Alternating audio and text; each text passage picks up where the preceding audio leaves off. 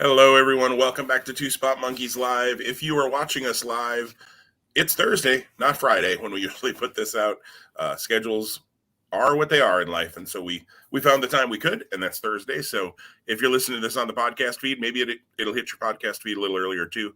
Hopefully, I'll have this out on Thursday night. Anyways, Tom, I'm joined by Tom as always. How are you? Jim, I'm great. Good to be with you. Excited to talk this week.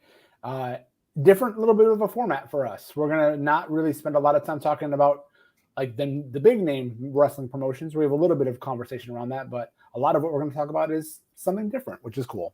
Yeah, absolutely. I'm not going to say it's a non-WWE episode because we're going to start with one WWE product, anyways. Not main roster. I don't, unless we squirrel off into something. Nothing about the main roster this week. Let's be honest, we'll squirrel off into something at some point that'll be main roster-ish, I would assume. But the first thing that I just want to touch on is Walter. Walter now working for NXT full-time. I think some people in our friends group maybe thought he was coming to the main roster, and that could happen at some point. See, there it is, squirreled. And that could happen, but it does seem like he's going to be an NXT 2.0 full-time for now. But after his match, and Tom, you haven't seen the match yet with Roddy. I know you're going to watch it. Really good match. So absolutely worth seeing. Shocking, right? That Walter and Roderick Strong put on a good match. Walter takes the microphone as the ring announcer, whose name is escaping me right now, but as she's about to announce him as the winner, he says 9, and takes the microphone from her and says, "Your winner of this match is Gunther." They've changed Walter's name. It's now Gunther. Now, there's a little bit more to that. Earlier in the day on Tuesday, it was released that WWE had trademarked the name Gunther Stark. Gunther Stark was a commander on the Nazi U-boats and a fairly well-known commander for those who are World War II buffs, from what I've learned. I'm not a World War II buff, but I looked into it when I saw the outrage that was out there. A fairly well-known commander on the U-boats in Nazi Germany. Do they not have Google at Titan Towers, Tom? Or maybe is this 1965 heel? I mean, Jim, I don't know. This isn't Fritz von Erich, right? Like, wasn't right. And this is back in the early to mid 2000s when Kenzo Suzuki was coming in. They had 1 week where they ran a promo that Hirohito was coming. Of course, Hirohito, former emperor in Japan in World War II. But this was, they played up the promo. You probably still find it on YouTube. I haven't looked it up, but they played it up on YouTube that Hirohito, it was the grandson of Emperor Hirohito, and he was mad that the Americans had won the war and he was coming for vengeance.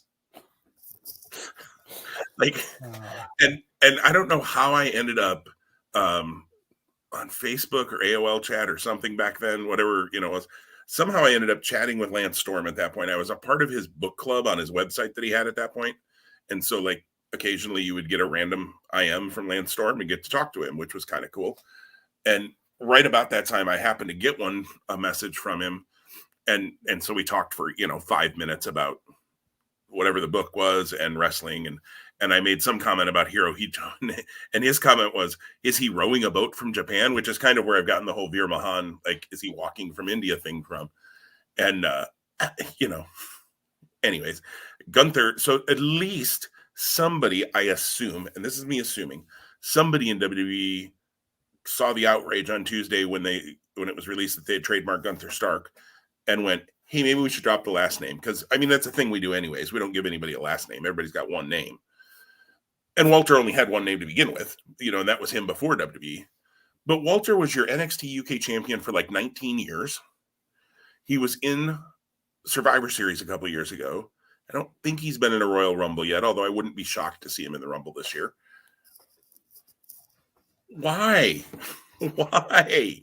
It makes no sense to me. Again, I know I've also seen, so I didn't know all of the story. So thanks for filling me in on that. And I hope to get to that match and I guess now the aftermath at some point today. And people were like, well, this was a guy just named Walter before. So what's the big deal? I mean, he's established, right? And like Walter, as we have it on our feed today, if you're watching, it's all caps. And I've always thought it's all caps Walter. So like that has like a statement. That makes a statement. Again, Gunther. Okay. Yeah, his name is just Gunther. Chalk it up as another what in the world is going on in Stamford, Connecticut, and then the outskirts. And I read that apparently Bruce Pritchard said on one of his recent podcasts, I just started last week's. I pick and choose which weeks I listen to his, depending on what the topic is, if it interests me.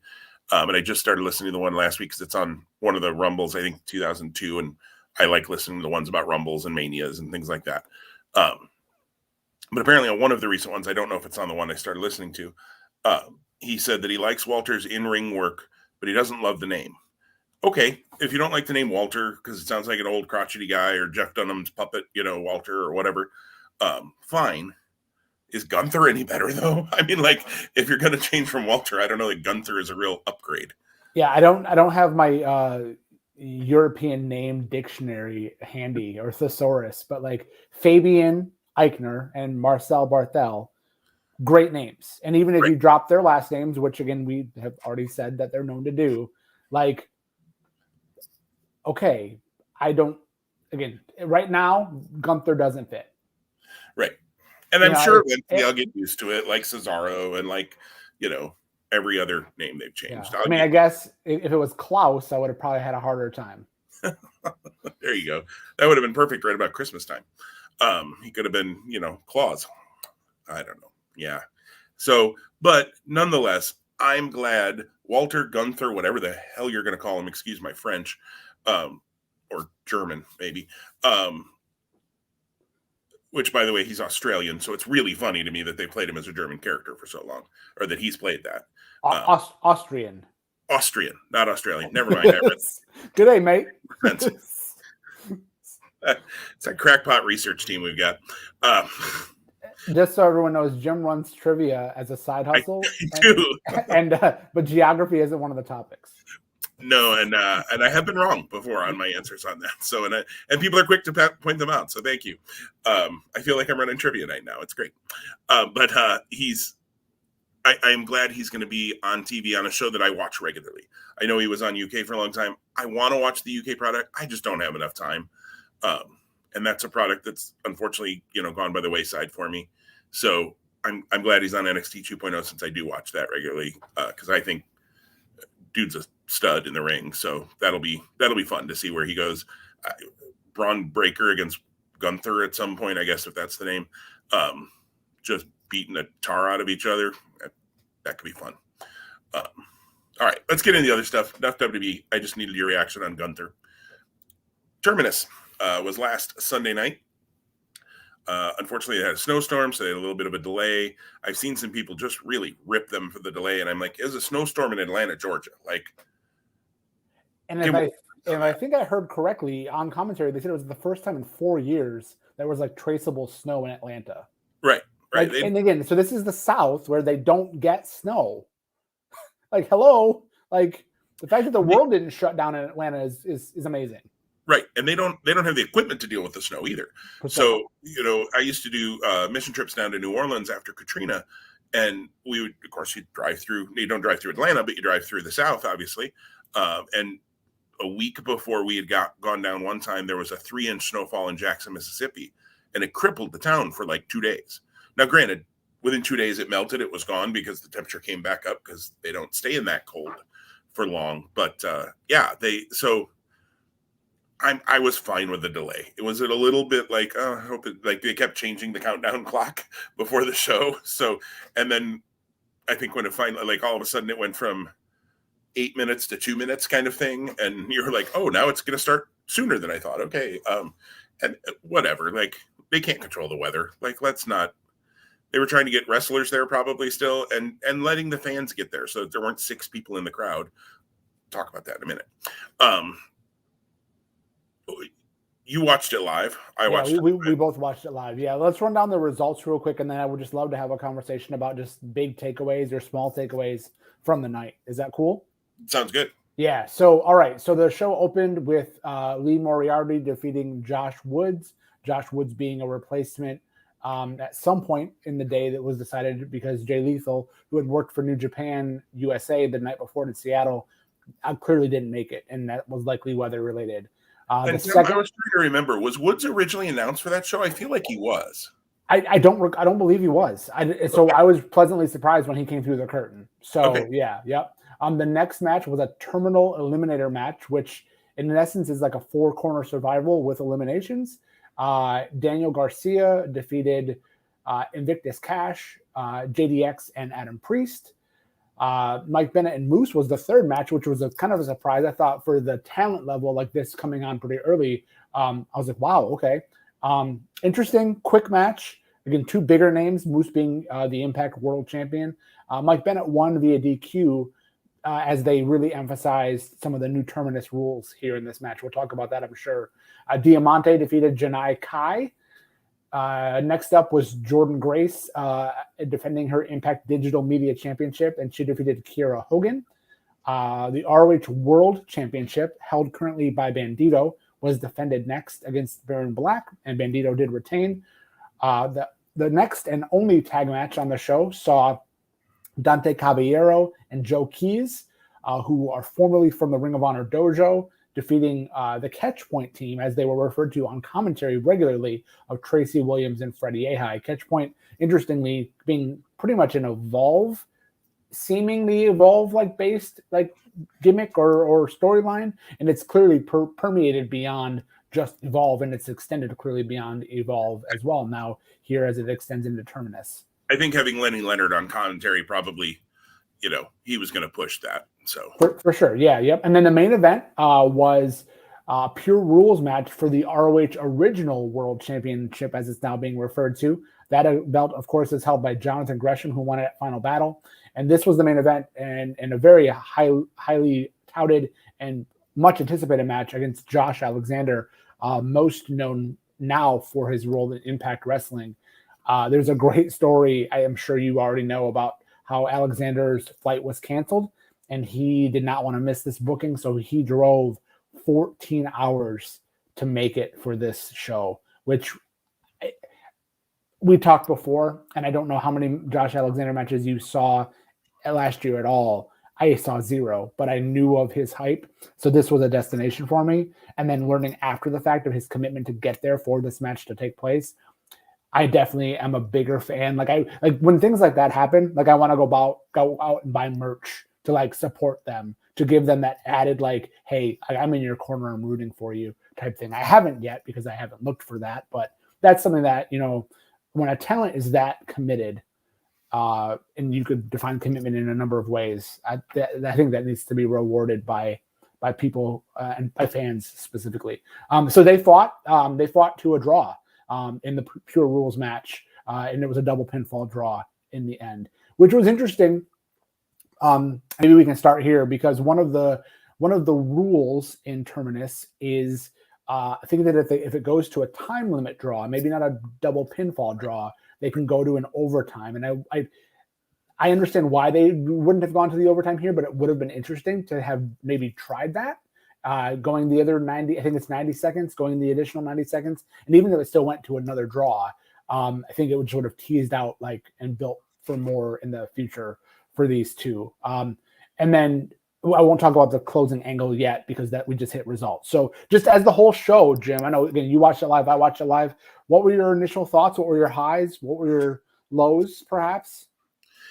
I thought it was a good first show. I won't say great. I wouldn't call it show of the year. I don't think it'll be in those rankings or anything. I thought it was a good first show. I thought they tried to establish the rules as best they could, which is important since Terminus has put forth some different rules.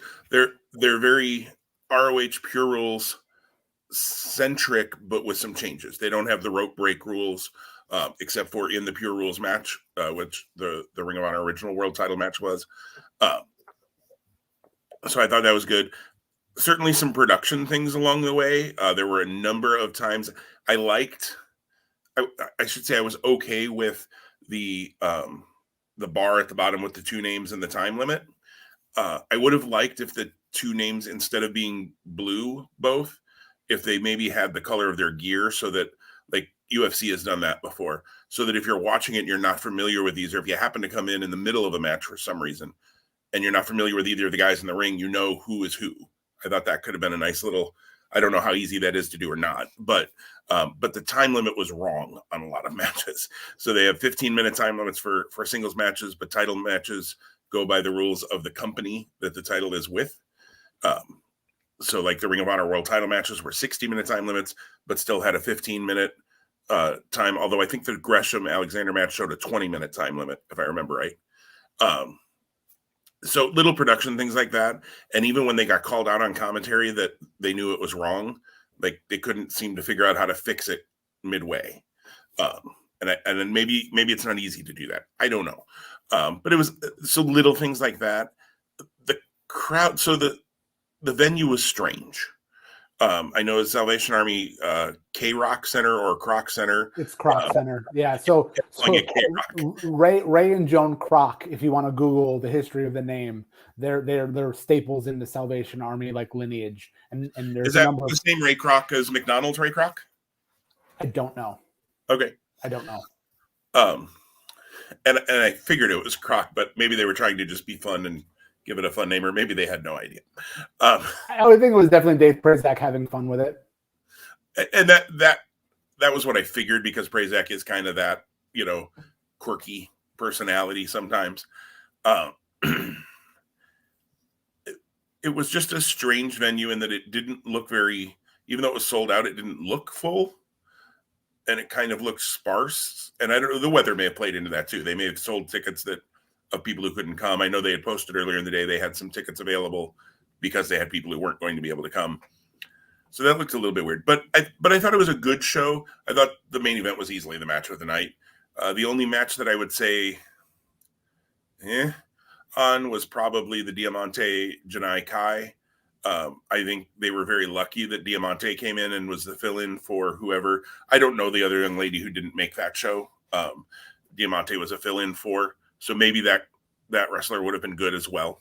But Janai Kai is not ready for prime time. Or even she's got, I know she's a Santana Garrett student, and that's great. Santana Garrett, I think, is very good. But Kai's got a lot of learning to do. And I don't know that is how I would have started the women's division in Terminus. Grayson Hogan, much better option in my mind. It was a much better match. But what were your overarching? Yeah, a lot of the same things that you said.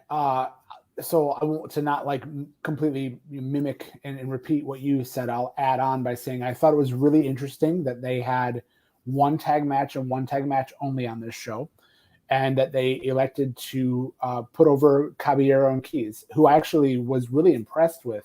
Now, I shouldn't be surprised when I consider who's on the opposite side of the ring. Tracy Williams and Freddie Ahai are very, very good. And it's perhaps that Caballero and Keys are as well. And they just never had the chance to have this opportunity in Ring of Honor, which is where I would have seen them and have seen them previous. Right. So definitely interesting. And it will be interesting to see how they are, if they are, continued to be used in future shows. The comment that I'll make, it goes to production value, but it goes to the look of the product.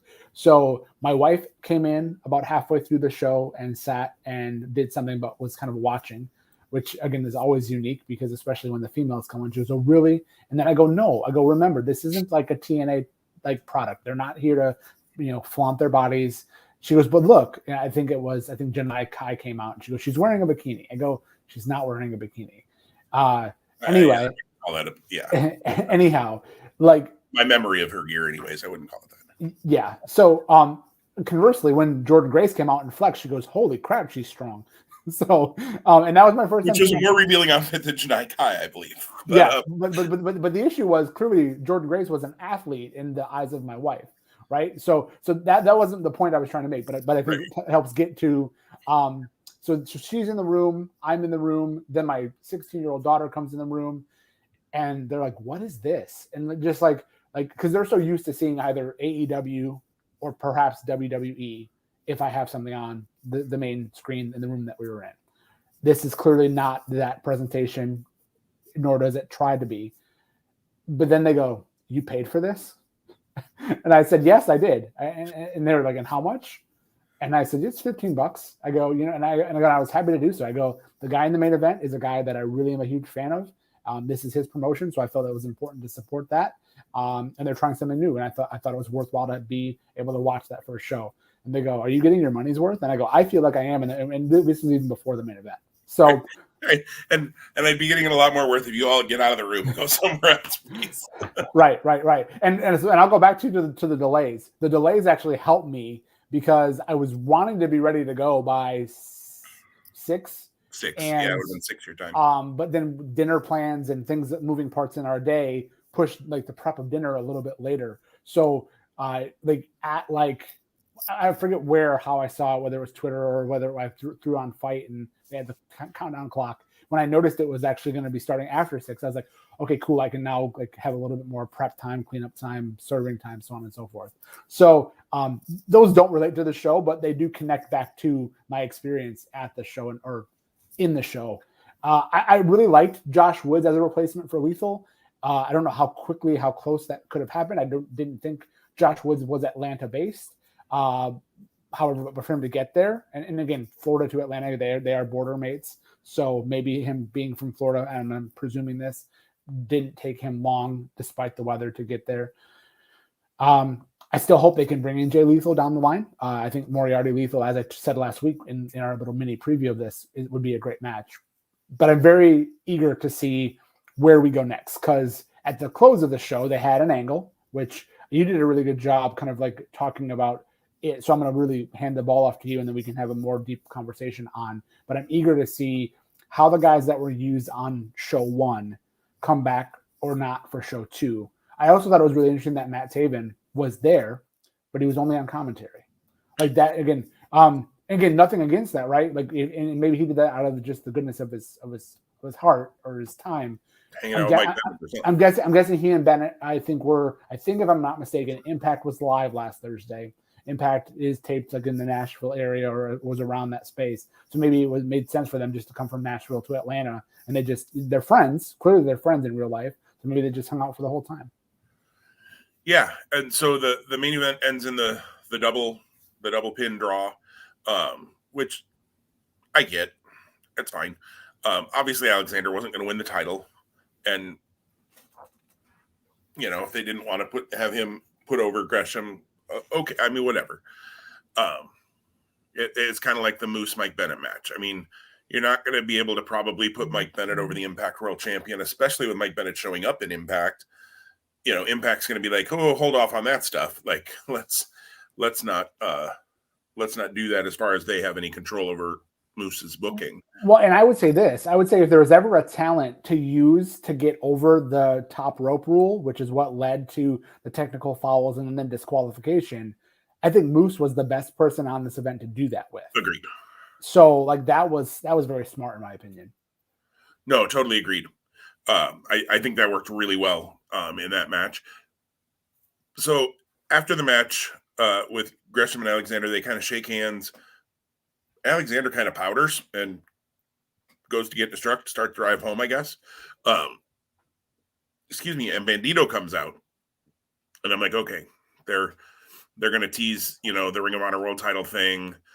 Ring of Honor has announced, as a side note, that this Friday, they're going to, tomorrow, as we record, they're going to announce their main event for Super Card of Honor. If it's not Bandito versus Gresham for the undisputed Ring of Honor World title, I will be absolutely floored. Especially after that at Terminus. I have no doubt that was all part of that decision-making process. So Bandito comes out, they face off, they hold their titles up. I kind of think the show's going off the air at that point, and some music hits. And the audio for the music was terrible, frankly, to be honest. It did not come through, at least on my TV, well at all night. Something they can fix. The mic in the ring was only kind of okay. So they've got some production issues there too, but music hits.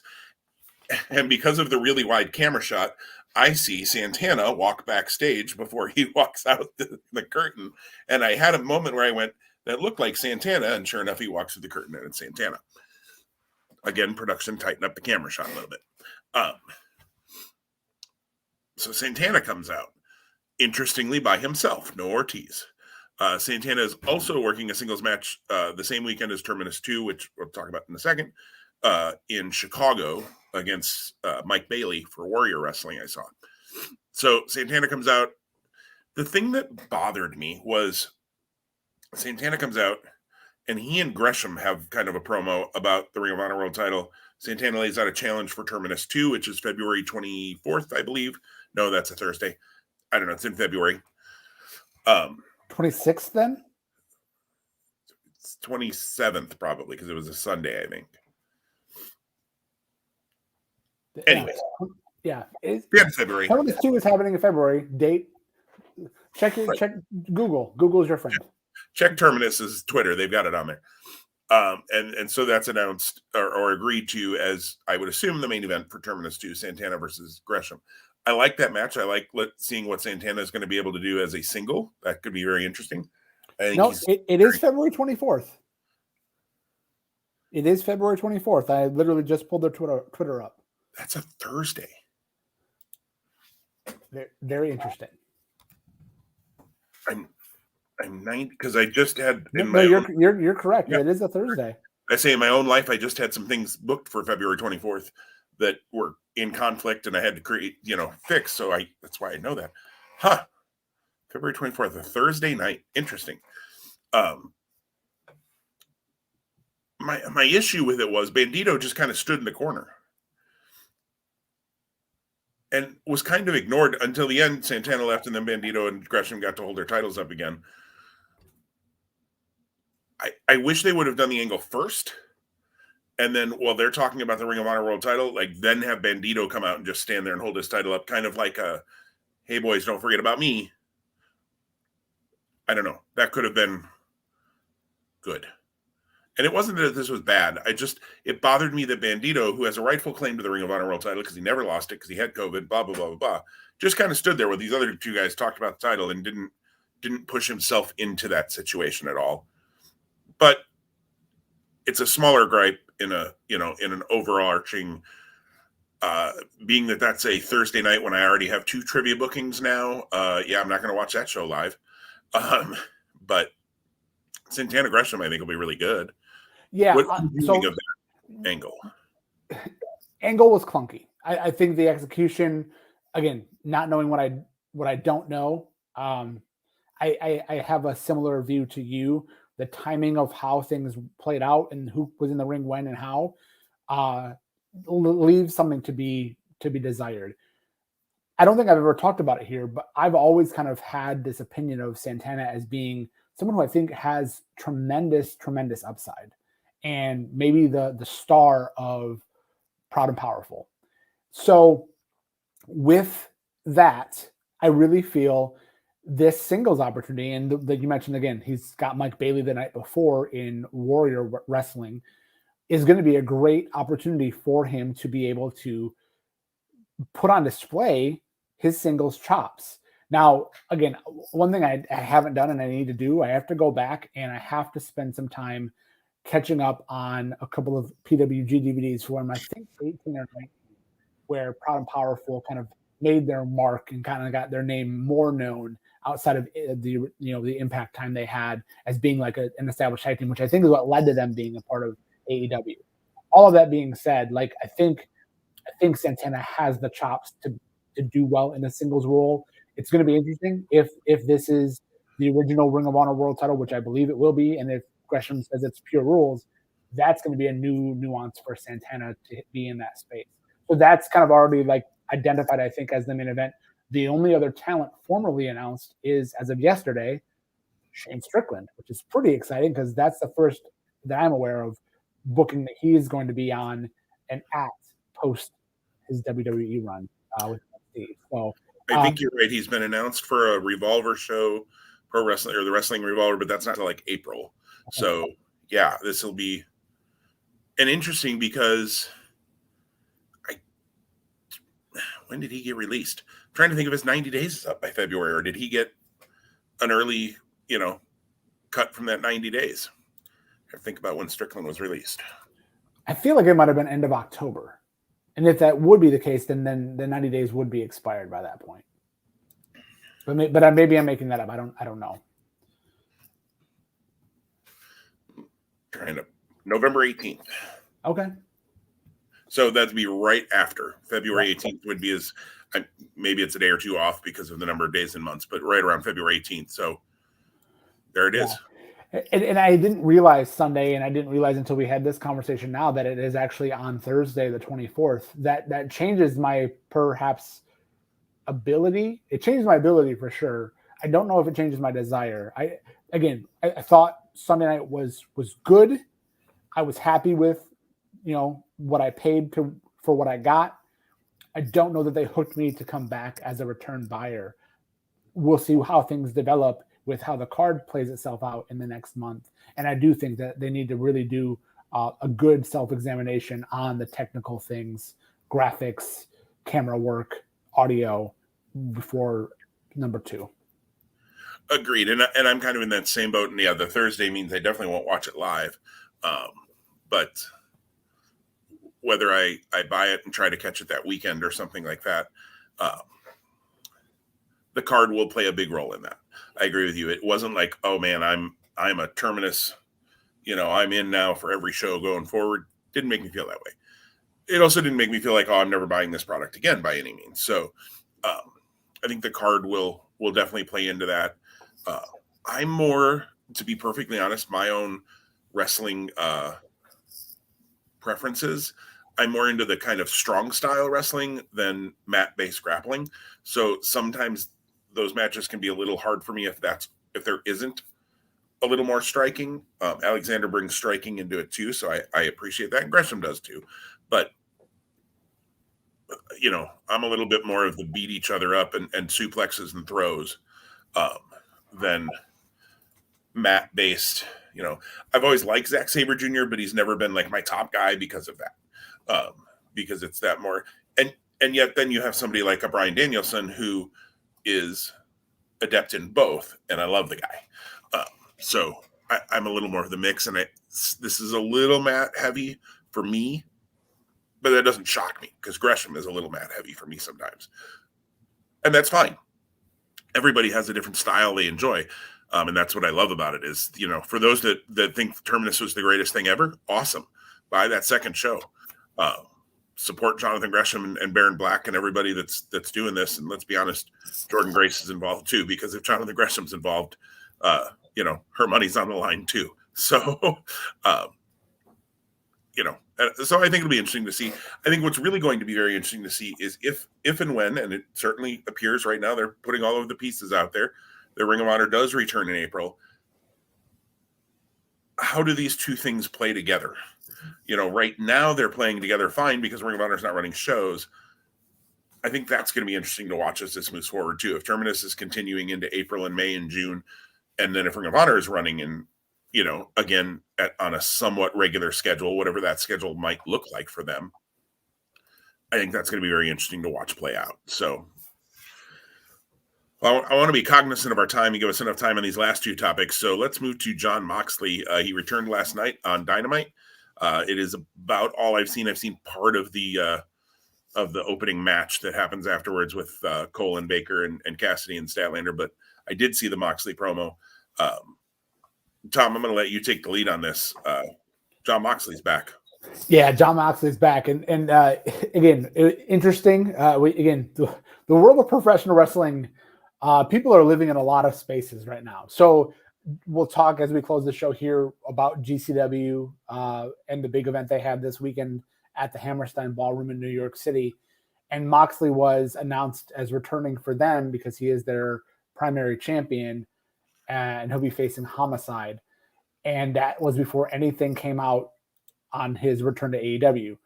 It almost was like, hey, because that's out, you kind of think he's going to be here being last night, Wednesday, and they made that official. I think, was it late Monday or Tuesday this week? I think AEW came out with that. It doesn't matter in the end. Tuesday.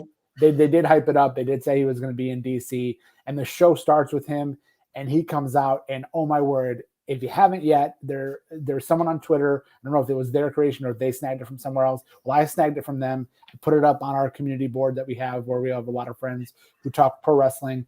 The visual difference in Jon Moxley from October of 2021 and January of 22 is amazing. Kudos to him for getting the help and him healthy as he's here. And he was fired up. And I don't know whatever that loudmouth fan said right as his music subsided. I rewound it and tried to hear, and I couldn't make out the words. Well, but his loose cannon F-bomb and S-bomb, and then his continued S-bombs as they went on, were just fitting for who he is. And again, whoever that clown was in the crowd or whatever he said, I hope he did get shouted down, and not just by Moxley, but by those around him. And if he was abusive in any way or demeaning, get him out of there or get them out of there, whoever they were. Again, great promo. Really glad it was a standalone. Really glad that you didn't have anyone kind of come and interject with Moxley. But the fact that he said he's coming for blood, all he drinks is blood. I thought that was a great line. Yeah, like I am amped up for Jon Moxley back in the AEW. They have so many toys in the toy chest. We've talked about it before without maybe that terminology. Holy cow. And I'm really glad that you were able to see it for us to have this conversation this morning, because I just think it was all of what makes like fandom and caring about pro wrestling and pro wrestlers. Like, it was a good display of all of that, because he was in character, but he was also who he is as a human. And those things really blended well in how he communicated with the audience and how he connected. And good grief, he looks like he's a man on a mission. So I can't wait to see what comes in AEW. I am excited. I don't have to wait too long, because we're going to see him this weekend. And we'll talk about that in a minute too. Right. No, loved it. I am assuming it was similar to the CM Punk promo, in that Tony Khan probably said, go out there, grab a mic, say whatever you need to, and we'll time the rest of the show, accordingly. My assumption anyways. And just awesome. I agree. I saw your picture that you put up this morning of the difference. I noted the difference when he walked out. I thought, man, he just looks better. And he did. Even, I know we had said he looked a little bloated back in October. Even with him in, t-shirt and jacket and everything last night, you could see that in the face and everything was down. His weight was down. And yeah, the tears in his eyes as he came out were obviously genuine. Kudos to him for getting the help that he needed and deserved. And the pop was what I figured. I assumed he was going to open the show, because I think much like the Punk thing, the crowd would have hijacked the show and been chanting Moxley through everything else. So, better to just, I don't want to say get it out of the way, but there's no way else to do that. I think that was absolutely the right call. I'm excited to see him Sunday night. I'm going to get to watch that show live. I know you're not, but you're going to watch it anyway, but you will watch it. We'll talk about that in a minute. But I'm excited to see him. I think he and Homicide are going to have a crazy brawl in New York. I think they're both coming in very motivated. Homicide knows that it might be his last high-profile match in New York City, because he's obviously on the downside of his career, the tail end of his career. Moxley having his, what I believe will be first match back since, getting that help is obviously going to be fired up. That's going to be really, really good on Sunday.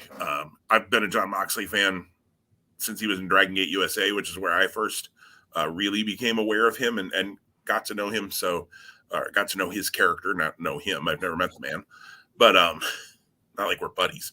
But I'm excited for Jon Moxley or Jonathan Good, the human being, and I'm excited for Jon Moxley, the character. And I agree. Let's see where he goes. Coincidentally, little AEW question just before we jump into GCW. Wasn't FTR supposed to originally face Brock Anderson and Lee Johnson last night too?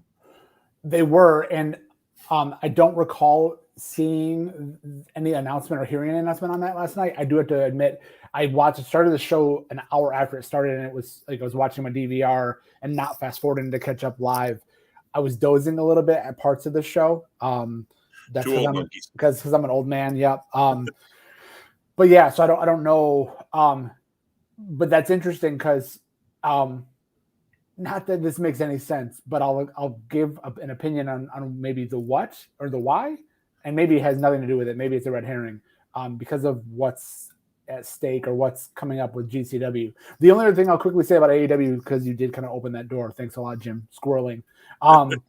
When you get to it, I'm really interested in hearing your thoughts about the Cody promo. Okay. Just because Cody's walking a really fine line for me. I think he knows he is. That's the ironic part. I think he knows he's literally trying to be a puppet master with fans, but sure. I'm not so sure the path he's walking is the right path. So bottom line is, I don't think I'm ruining anything for you because it's pretty evident before he even cuts his promo. The writing is on the wall, as they would say, or the writing was on the screen. They're doing the unification match next week at Beach Break. It's a ladder match. Guevara versus Rhodes. You figured it was coming. 2 quick notes to update Annette.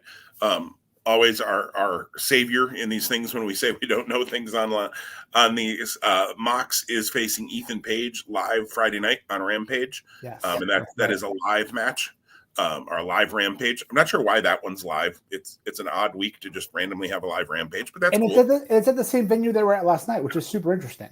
It is. It's very cool. I like live. I've always avoided spoilers from Rampage pretty well, but I like when it's live.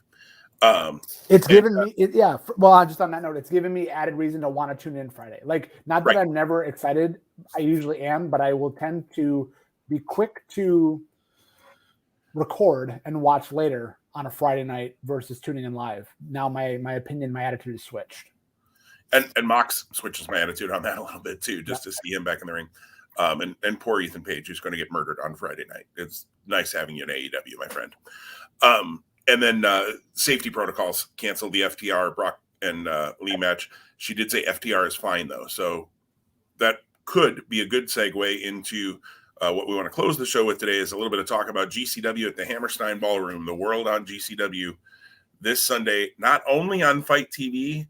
But kudos to GCW. They are on regular old cable pay-per-view too, which still feels like a big deal, even though I think more and more people don't buy things that way anymore. I think it's still a big deal to be available that way.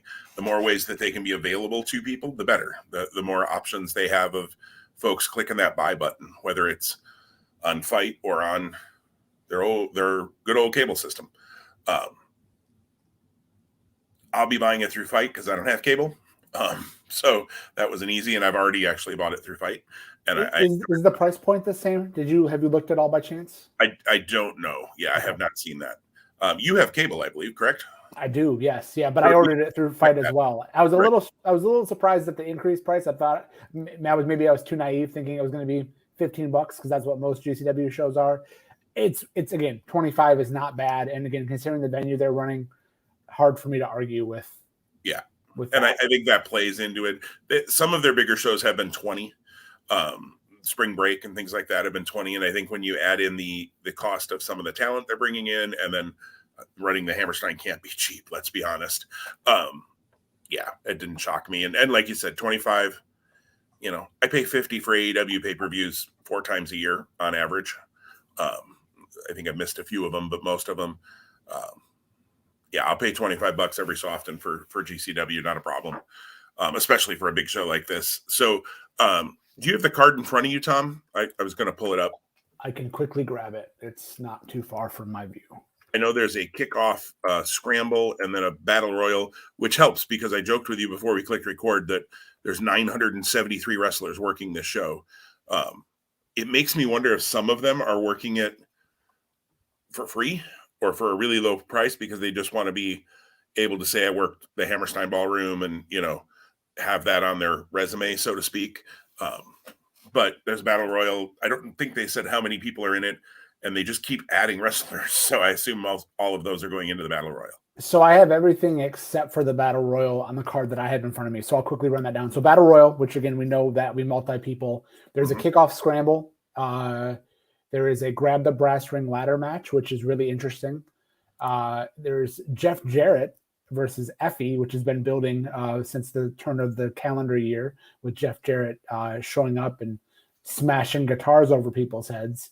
There's the GCW Tag Team Title Open Challenge of the Briscoes versus TBA. So this is where I'm going to go back and go, maybe the FTR spot didn't happen last night. because they are going to show up on Sunday. That's totally the forbidden door. Again, I don't think Tony Khan is that willy-nilly with his talent. Again, whether they're the challengers, FTR being them, pronouns pal, I do think we may still get FTR showing up on Sunday night. Maybe that's a pipe dream, but we'll see. If it's not FTR, and if it's assuming it's a heel tag team coming out, they should definitely play FTR's music for about 10 seconds and get that pop. And then the heat would be, like MJF did with Punk. And I mean, we've done that before, but I think it'd be awesome and then somebody else comes out, whoever it is. I don't know. Yeah. If it's not FTR, I have zero idea who it is. Yeah, but that's some of the exciting part of it all. And again, because I probably am not watching this live on Sunday, that's the direction I'm headed. I'm gonna literally be off my phone, come 6 p.m. Sunday night, and I'll get up with my alarm on Monday. But outside of that, I'm gonna really be focused on staying incredibly spoiler free, so I can watch this, without any being unencumbered, as they might say, on Monday. Matt Cardona versus Joey Janella, which has been building for a while. Ali Catch versus Ruby Soho. On paper, what I think could be just the match of the night and a show stealer. Lucha Six-Man, Bandito, Laredo Kid, and ASF versus Gringo Loco, Demonic Flamita, and Arez. The ROH original world title, I guess, as we're going to be referring to it now. Jonathan Gresham defends against Blake Christian. And then, as we said already, the GCW world title match, Jon Moxley defending against Homicide. So that is the card as it stands today, with talents almost being added by the minute. Right. Every 20 minutes on Twitter, GCW announces another talent. So, and some deep cuts that I think are just kind of fun, that they've used some of them before, I know, and others. By the way, 1 minute ago, Ring of Honor posted on Facebook, and I assume on Twitter, it is official, winner take all. Jonathan Gresham Bandito will main event the Super Card of Honor to determine the undisputed ROH World Champion. They couldn't wait until Friday. They had said it would come out on Friday, and apparently it is Chinese New Year. So, this card is, and just to throw the competitors into that kickoff scramble, it's Jack Cartwheel versus Dante Leon, Grim Reaper, Ninja Mac, Alex Zane, Nick Wayne. I am not familiar with Nick Wayne. I've heard the name Jack Cartwheel, but I don't think I've seen him in anything yet. Ninja Mac I've seen once or twice with GCW and is really good. Alex Zane I'm a big fan of. So that looks crazy good. And then that grab the brass ring ladder match, which I kind of laugh. It sounds a lot like the face of TNT or face of TBS. Face of the Revolution. Of the Revolution. Wasn't that a brass ring that Scorpio Sky grabbed a big Honey Nut Cheerio off the thing last year? Or it's from Sonic the Hedgehog, whichever. Sonic the Hedgehog, right. And they're definitely building to another one of those. I know MJF keeps talking about Wardlow winning that match for him and winning the TNT title. But for a future, I think, match of their choice. I don't think they even said it had to be a GCW world title match. I think it's for a match of their choice.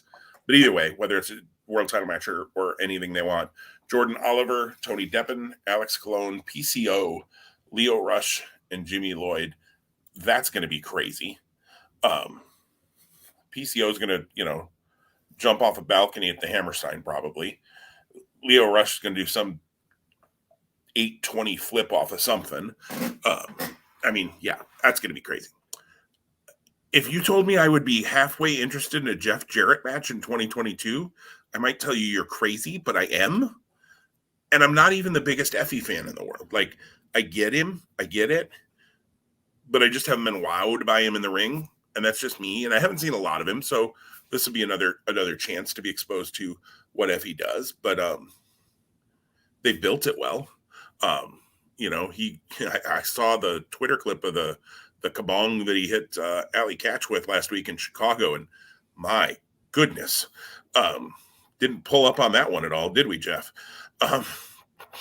Laid that one in, but Matt Cardona, Joey Janela, I needed to talk about that for a second. Neither of these guys are high on my I really want to see them matches. Janela has never really clicked for me. Cardona has never really clicked for me. And yet, they go and spoof the, 90 92. WrestleMania 92. Yeah. WrestleMania 8, I think. Macho Man, Ric Flair, photo shoot with Elizabeth with Ric Flair. And so now it's Chelsea Green. Looks like she's with Joey Janella. I love that stuff when they do those little callback things. Okay, now you've taken two guys that I don't really care about, frankly, and you made me care about their match. Good job, GCW. You done well. Yeah, that Lucha match, I don't know who ASF is. He's the one that I'm unfamiliar with out of those 6. But the other 5, take my money. Just take my money. And the way that, GCW will let them just, no handcuffs, basically, on them. And for me, like, knowing this is in the Hammerstein, right? So, like, I never saw Ring of Honor there. I was always up in the grand ballroom. I never saw an actual Hammerstein show. I saw a lot on DVD, a lot on iPay-per-view or whatever else they offered. And then I also think back to over 20 years ago when ECW would run the Hammerstein, and they had Guilty as Charged there. I think a few times they had a big tag team tournament that was a big deal. That a lot of it aired on TV. So like I feel like when I think of this match and I think of all of the matches, like it's just the aura of the venue plus the idea of this being a milestone for GCW and just all of the talent involved. I feel like it's the making of something incredibly special. And so expectations are high. So I really hope they deliver no matter what. You better not text me anything on Sunday night and spoil anything for me, Jim. This podcast and our friendship are on the line. I'm just kidding. That's not I definitely will not do that. I have every intention of watching it live. I would like to watch the kickoff show live as well. We'll see how Sunday plays out if I get a chance to get down into the man cave by 6 instead of 7 my time.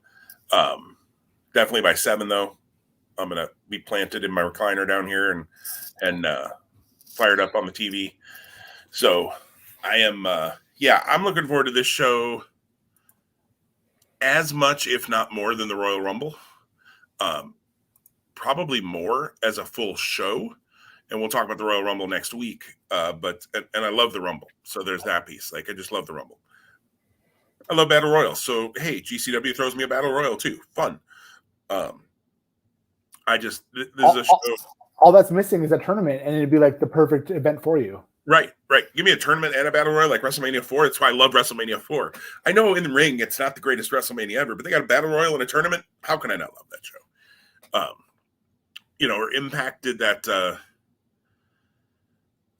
If I remember, I was in Impact. They had a Battle Royal, and the order you got eliminated was like where you ended up seated then in the tournament thing. Like, I didn't see it because I don't have Impact, but okay, that's fun. I like that. But kudos to GCW. I know the storyline, quote unquote, behind this show is that some famous wrestling personality said to Brett Lauderdale, and I was watching the show when he announced this one when it was, I think, on the Mox Gauge show last year was where they announced this show at Hammerstein.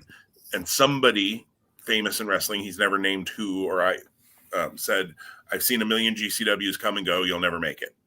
And this was his FU, basically. We made it. We're at the Hammerstein. So kudos to them. The one thing I wish for GCW, and I think you brought this up, Tom, and I don't remember now if you brought it up while we were recording, so I apologize if you just said it and I missed it because I had to look at my phone for a minute. But GCW is running 2 to 5 shows a month right now at least $15 a pop. Although when they're doing weekend shows, you can often get both shows for like $20. So like $10 a pop, let's say. So if you buy the bundle package, which I think is great that they're doing that. I think it's good and a good way for them to get you to buy both shows. But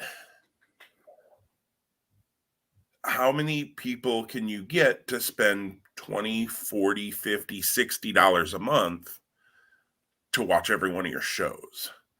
And is that even what you're trying to do? Maybe you're not. Maybe you're just trying to get enough people to watch each show, and it doesn't have to be, you're not looking for those people like we were with Ring of Honor where we watched every single show every single time. And to be fair, we were paying $20 a DVD. And there were 2 to 4 shows a month at Ring of Honor when they were running the most. But I just but things have changed also since then. The network changed everything. Let's be honest. The WWE network changed everything, and now they're on Peacock for $5 a month.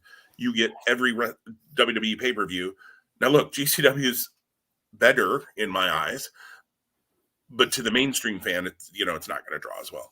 So I know you had some thoughts on the cost piece of it. So yeah, no, it just depending on who your fan base is and your business model, right? So like I don't know what their business model is enough right. to say live event gate merch, whatever merch they have. I did look on online a few days ago for their merch.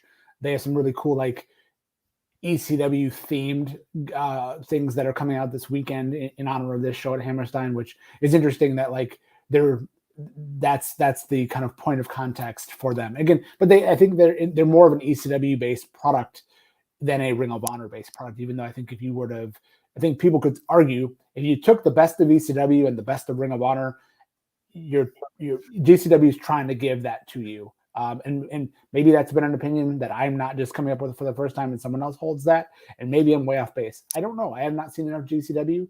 I watched the death match to honor Marcus Crane last weekend because that was live on YouTube. I wanted to be at the show in Detroit, but I had other commitments that prevented that from me. I really am looking forward to going to GCW in April. I was supposed to go last September. My son's Little League schedule prevented that.